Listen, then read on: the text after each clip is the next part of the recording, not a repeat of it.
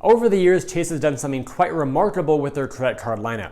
Cards like the Chase Sapphire Preferred and Freedom Flex have become almost like household names. And there's no doubt that there are plenty of people out there who are always wondering, are Chase cards really worth all the hype that they get? And the answer is yes. And this video is going to give you 5 reasons why that's the case and why you probably most definitely want to consider getting one for yourself. Hey everyone, it's Mark. I'm here to help you put more money in your pocket through credit cards and smart financial habits. If that sounds good to you, do me a quick favor and click on the like and subscribe button down below. Also check out the links down below in the description area to view some great credit card offers, to get some additional cash back when you shop online through Rakuten, and to sign up for MAXREWARDS, which is a fantastic app to manage all of your credit cards and rewards in one place. The journey through our 5 reasons begins now. Welcome to reason number 1, which is there's a card for you no matter what you're into. And this is the reason why I say that, because Chase has so many different categories of cards that span a very broad range in this industry. Over here, you've got all the builder cards,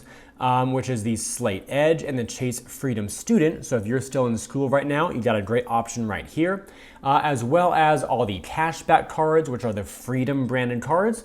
General travel, meaning not specific to any one airline or hotel chain. These cards can be used for any type of travel you want. Those are the Sapphire branded cards.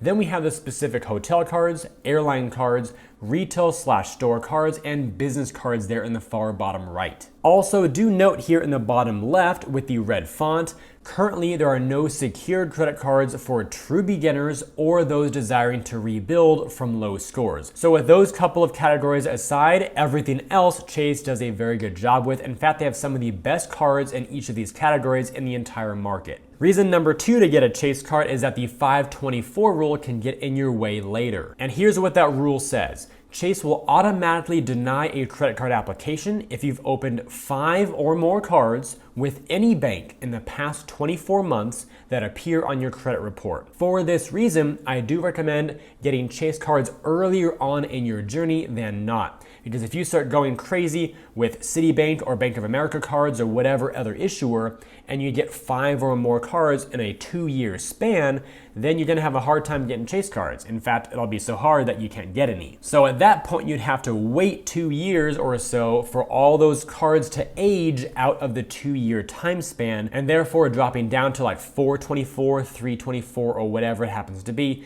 to resume your Chase journey. So that's why a lot of people get Chase cards earlier on, usually not as your first card. Some people do get approved for Chase as their first card ever. It's more rare, and usually those people have a banking relationship already in place. Reason 3 is to build strong multi-card setups. And here's an example of exactly that, using personal cards. So we have the Chase Freedom Flex, the Chase Freedom Unlimited, and the Chase Sapphire Preferred. Using all 3 of these cards together can make a lot of sense, because even though the Freedom branded cards are marketed as cashback cards, they still earn Chase Ultimate Rewards points, just like the Sapphire branded cards do.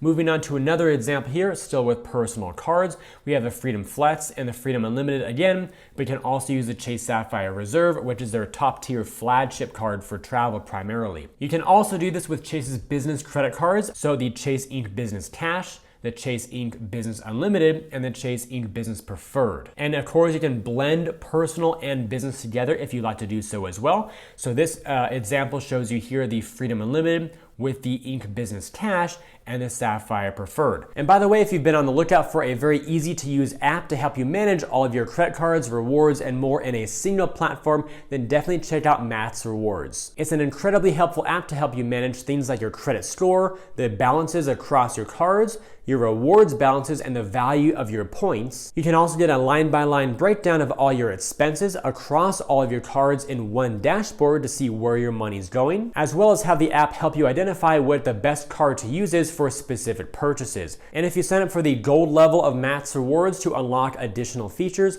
the app will also help you auto-activate quarterly bonus categories, for example on the Chase Freedom Flex that change every quarter. It'll also auto-activate things like card-linked offers, as well as help you track remaining spend on rewards, even sign-up bonus trackers, to make sure that you never miss out on one of those bonuses on a new card you signed up for. But if you're still wondering why people would be willing to manage so many different cards together, it's because of reason number 4, and that is to combine points to accelerate your rewards. So let's say you went kind of crazy here and you have all 6 of these cards in your wallet. and you're able to earn points across all of these. 10,000 on the Freedom Flex, 5,000 from the Freedom Unlimited, so on and so forth down the line. The cool thing here is that you can actually pool or combine all of these points together. So if you add those up there, that's 95,000 points total, and to one account balance. Even your personal and business profiles with Chase can be combined into one account with one dashboard to manage all of your cards in a single place, and therefore also see one balance with all your points across all your cards added up. Now, watch what happens when I flip this slide over. Here is why this is so powerful and why so many people use multiple Chase cards together. A lot of these cards here have different rewards categories that do not overlap, which means some cards might be able to earn you more rewards faster in certain categories than other cards. For instance, the Chase Freedom Flex over here on the left can earn 5 points per dollar in certain categories that change every quarter, and that brings a lot of new freshness to your rewards throughout the year. The Chase Freedom Unlimited earns 1.5 points on all other purchases. So for all the things that don't fall into a regular set out category, you would want to consider using that card to earn that 50% bonus over a card that would only earn 1 point per dollar on your non-bonus spend. Then we have the Chase Sapphire Preferred here for online grocery and select streaming services. And some of the business cards have nice categories like internet, cable, phone services, etc. Shipping, social media, and search engine advertising. And they do have certain restrictions or caps as you look here as well. So just be aware of those. Now you'll notice I did not include the Sapphire Reserve here because you can only have the Sapphire Preferred or the Sapphire Reserve at one time, not both. So having clarified that, here are now all 7 of those cards here on the screen, just so you can see them all side by side. That way, if you want to build your own trifecta or a quadfecta or multi-card setup of some way, you can at least see your options here fully spread out on the screen. And I did color code the ones that are identical across different cards. So for example, 5 points per dollar on travel via the Chase portal on the Freedom Flex. Well, the Freedom Unlimited also has that, so does the Sapphire Preferred, and then the Reserve also does that in certain categories, but at a higher rate, which is 10 points per dollar. Then we have several cards with dining there in green. So feel free to, again, pause this if you want to take it in more depth and think about your own credit card strategy with Chase and which cards best align with your spend and rewards, whether they be cashback or travel goals. And to give you all a visual of how this all looks, here's a screenshot from my own Chase mobile app with my ultimate rewards count there boxed in red. Currently I have 191,343 points.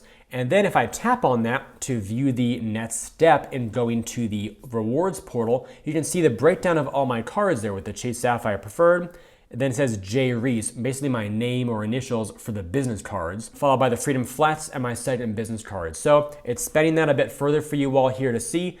Here's my breakdown by card. So it's really helpful to see which cards are helping you earn the fastest, which ones you may have gotten a bonus for, etc. But it's that card by card breakdown plus the final total there shown as one balance that makes this whole game a lot more fun because A, it's simple, and B, you can accelerate those rewards earnings, again, by using the different categories to help you boost your earnings way faster than you could ever do with just a single Chase card. And whenever you want to pool or combine your points together into a single balance, it's a very simple process, easiest to do on desktop or laptop. Step 1 here is, of course, to log into your Chase account, go to the rewards section, which is the ultimate rewards portal, and then tap on the little expanded down arrow to show the main menu here. And from that main menu, tap on step number 2, combine points. You'll then be brought to this little widget down here. Step 3 is to move my points from, select the card that you want to move from, then select the card to move the points to, and go through the prompts, and then Chase will take care of all the rest for you. Overall, there's no problem about having individual point balances across your cards, but the true value of pooling them into one card is especially if you have some no-fee cards that only give you 1 cent per point for travel or certain other categories, whereas your Sapphire cards, the ones with annual fees basically, including the Inc. Business Preferred, which also has an annual fee, those tend to give you a boost in value when you redeem for travel or select pay yourself back categories. And that boost could be 25 or 50% more value for the same number of points you have. So in order to do that, you do have to move your points from, for example, your Freedom card over to your Sapphire card to realize that bonus on the redemption side. And reason number 5, Chase has the best overall rewards program in the entire industry. If you are into cash back, you can redeem your points as a statement credit to lower your card balance, or even as a deposit to a checking or savings account with Chase, or even an outside bank that you link to Chase. And in doing so, Chase will give you 1 cent per point for your rewards value. So 10,000 points would be worth $100. Then Chase has this really cool feature called Pay Yourself Back, which functions just like cash back as a statement credit, but only in specific categories that may change over time. And in those categories, you get even more value than you would with straight cash back. So for example, the no fee cards give you 1.1 cents per point. The ones with an annual fee in the mid tier, so Chase Sapphire Preferred at $95, same with the Ink Preferred at $95, give you 1.25 cents per point. And then the Sapphire Reserve gives you a full 1.5 cents per point. So if you had 10,000 points with cashback, again, that would have been $100, but with Pay Yourself Back, it would have been $110 with those no fee cards, $125 with the mid-tier fee cards, and $150 for the top-tier reserve. You can also redeem your points for gift cards if you like, both digital, emailed right to you, or physical, mailed to your address. Also at 1 cent per point, just like cash back, but you may be able to get a little bit of a 10% discount, so 1.1 cents per point when they're on sale. And last up, we've got a couple different travel categories here. The first one there at the top is redeeming through the Chase travel portal called Ultimate Rewards. You get a flat 1 cent per point for the no fee cards from the Chase Freedoms down to the no fee Ink cards as well. You'll get the same 25% boost for the Sapphire Preferred and Ink Business Preferred, and the same 50% boost when you have the Sapphire Reserve. Chase's portal currently allows you to redeem for things like flights, hotels, car rentals, cruises, and different activities in different cities and locations around the world. And finally, we do have transfer partners there in the bottom right. The value per point there can vary very widely because when you transfer out to another airline or a hotel, then you're now subject to the rules and values of that other program because you no longer have Chase points.